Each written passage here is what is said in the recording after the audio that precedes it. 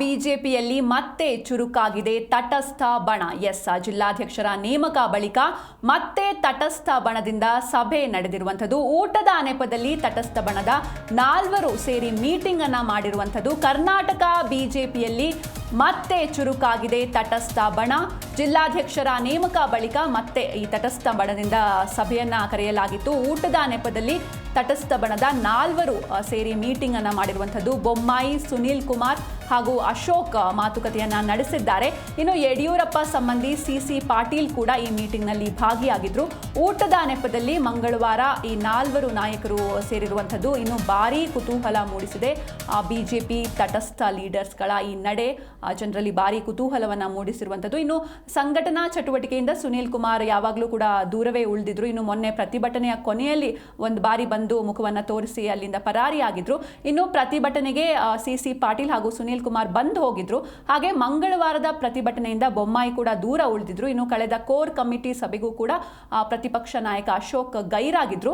ನಿನ್ನೆ ಕಚೇರಿಯಲ್ಲಿ ನಡೆದಂತಹ ಜಿಲ್ಲಾಧ್ಯಕ್ಷರ ಸಭೆಯಿಂದ ಕೂಡ ಅಶೋಕ್ ದೂರವೇ ಉಳಿದಿದ್ರು. ಆದರೆ ಈಗ ಊಟದ ನೆಪದಲ್ಲಿ ತಟಸ್ಥ ಬಣದ 4 ಸೇರಿ ಮೀಟಿಂಗ್ ಅನ್ನ ಮಾಡಿರುವಂಥದ್ದು. ಮಂಗಳವಾರ ಈ ಮೀಟಿಂಗ್ ನಡೆದಿರುವಂಥದ್ದು. 4 ನಾಯಕರು ಮೀಟಿಂಗ್ ಅನ್ನ ಮಾಡಿರುವಂಥದ್ದು. ಸಿಸಿ ಪಾಟೀಲ್, ಬೊಮ್ಮಾಯಿ, ಸುನೀಲ್ ಕುಮಾರ್ ಹಾಗೂ ಅಶೋಕ್ ನಡುವೆ ಮಾತುಕತೆಯಾಗಿರುವಂಥದ್ದು. ಈ ಒಂದು ನಡೆ ಭಾರಿ ಕುತೂಹಲವನ್ನ ಮೂಡಿಸಿದೆ. ಬಿಜೆಪಿ ತಟಸ್ಥ ಲೀಡರ್ಸ್ಗಳ ನಡೆ ಏನಿದೆ ಭಾರಿ ಕುತೂಹಲವನ್ನ ಮೂಡಿಸಿರುವಂಥದ್ದು.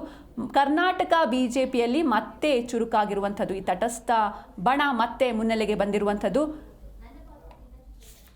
ಈ ಕುರಿತಂತೆ ಹೆಚ್ಚಿನ ಮಾಹಿತಿಯನ್ನು ನೀಡ್ತಾರೆ ನಮ್ಮ ಪ್ರತಿನಿಧಿ ಜನಾರ್ದನ್ ಹೆಬ್ಬಾರ್. ಜನಾರ್ದನ್, ಕರ್ನಾಟಕ ಬಿಜೆಪಿಯಲ್ಲಿ ಮತ್ತೆ ಈ ತಟಸ್ಥ ಬಣ ಏನಿದೆ ಮತ್ತೆ ಚುರುಕಾಗಿರುವಂಥದ್ದು. ಊಟದ ನೆಪದಲ್ಲಿ ಮಂಗಳವಾರ 4 ನಾಯಕರು ಮೀಟಿಂಗ್ ಅನ್ನ ನಡೆಸಿದ್ದಾರೆ. ಬೊಮ್ಮಾಯಿ, ಸುನಿಲ್ ಕುಮಾರ್, ಅಶೋಕ್ ಹಾಗೂ ಸಿಸಿ ಪಾಟೀಲ್ ಕೂಡ ಮೀಟಿಂಗ್ ನಲ್ಲಿ ಭಾಗಿಯಾಗಿದ್ರು. ಭಾರಿ ಕುತೂಹಲವನ್ನ ಮೂಡಿಸಿರುವಂಥದ್ದು. ಏನಿದೆ ಹೆಚ್ಚಿನ ಡೀಟೇಲ್ಸ್?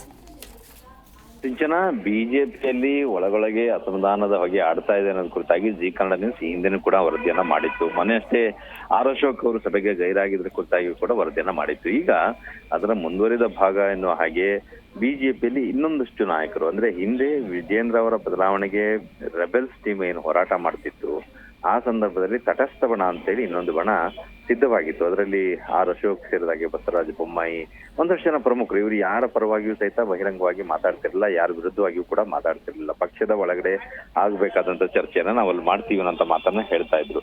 ಈಗ ಮೊನ್ನೆ ದಿನ ಸಭೆ ನಡೆದಾಗ ಜಿಲ್ಲಾಧ್ಯಕ್ಷರುಗಳ ಸಭೆ ನಡೀತು ನಿನ್ನೆ. ಆ ಸಭೆಗೂ ಸಹಿತ ಅಶೋಕ್ ಅವರು ಬಂದಿರಲಿಲ್ಲ. ಅದಕ್ಕೆ ಬೇರೆ ಕಾರಣವನ್ನ ಕೂಡ ಕೊಟ್ಟಿದ್ರು. ಅವ್ರವ್ರ ಕ್ಷೇತ್ರದಲ್ಲಿ ಯಾರು ಮೃತಪಟ್ಟಿದ್ದಾರೆ ಅನ್ನೋಂಥ ಕಾರಣ. ಆದ್ರೆ ವಾಸ್ತವದಲ್ಲಿ ಅದಲ್ಲ, ಅಸಮಾಧಾನ ಇದೆ ಅನ್ನೋದು ಸ್ಪಷ್ಟ ಆಗಿದೆ. ಸುನೀಲ್ ಕುಮಾರ್, ಬಸವರಾಜ ಬೊಮ್ಮಾಯಿ, ಸಿಸಿ ಪಾಟೀಲ್ ಇವರೆಲ್ಲ ಸೇರಿ ನಿನ್ನೆ ದಿನ ಊಟಕ್ಕೆ ಸೇರ್ಕೊಂಡಿದ್ದಾರೆ, ಮಾತುಕತೆಯನ್ನ ನಡೆಸಿದ್ದಾರೆ. ಊಟದ ನೆಪದಲ್ಲಿ ಸೇರಿ ಒಂದಷ್ಟು ಚರ್ಚೆಯನ್ನ ಮಾಡಿದಾಗ ಇವರಷ್ಟೇ ಜನ ಯಾಕೆ ಪದೇ ಪದೇ ಸೇರ್ತಾರೆ ಅನ್ನೋದು ಪ್ರಶ್ನೆ ಮೂಡುತ್ತೆ. ಊಟಕ್ಕೆ ಅಪರೂಪಕ್ಕೆಲ್ಲೊಮ್ಮೆ ಸಿಗೋದು ಪ್ರಶ್ನೆ ಬೇರೆ, ಆದ್ರೆ ಪಕ್ಷದಲ್ಲಿ ಆಂತರಿಕವಾಗಿ ಬಹಳಷ್ಟು ಬೆಳವಣಿಗೆ ಆಗ್ತಾ ಇದೆ ಅನ್ನೋ ಸಂದರ್ಭದಲ್ಲಿ ಇವರೆಲ್ಲರೂ ಪ್ರತ್ಯೇಕವಾಗಿ ಸೇರಿ ಸಭೆಯನ್ನ ನಡೆಸಿದ್ದಾರೆ ಅಂದಾಗ ಇನ್ನೊಂದು ಕಡೆಯಲ್ಲಿ ರಾಜ್ಯಾಧ್ಯಕ್ಷರ ಆಯ್ಕೆ ವಿಚಾರವಾಗಿಯೂ ಸಹಿತ ಚರ್ಚೆ ನಡೀತಾ ಇದೆ.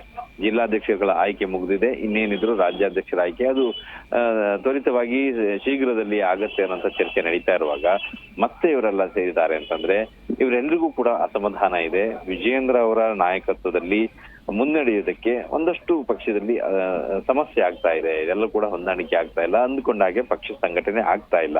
ಹಾಗಾಗಿ ಪ್ರತ್ಯೇಕವಾಗಿ ಬೇರೆನೇ ಅಧ್ಯಕ್ಷರನ್ನ ಇಲ್ಲಿ ತಂದೆ ನೀವು ಕೂರಿಸ್ಬೇಕು ಅನ್ನೋಂಥ ಪ್ರಯತ್ನಗಳು ರೆಬೆಲ್ಸ್ ಟೀಮ್ ನಿಂದ ಯಾವ ಮಟ್ಟಕ್ಕೆ ತ್ವರಿತವಾಗಿ ಯಾವ ದೊಡ್ಡ ಮಟ್ಟದಲ್ಲಿ ಆಗ್ತಾ ಇದೆಯೋ ಅವರೆಲ್ಲರೂ ದೆಹಲಿ ಮಟ್ಟದ ನಾಯಕರನ್ನು ಸಹಿತ ಹೋಗಿ ಭೇಟಿ ಮಾಡುವಂತ ಪ್ರಯತ್ನವನ್ನ ಮಾಡ್ತಾ ಇದ್ದಾರೆ.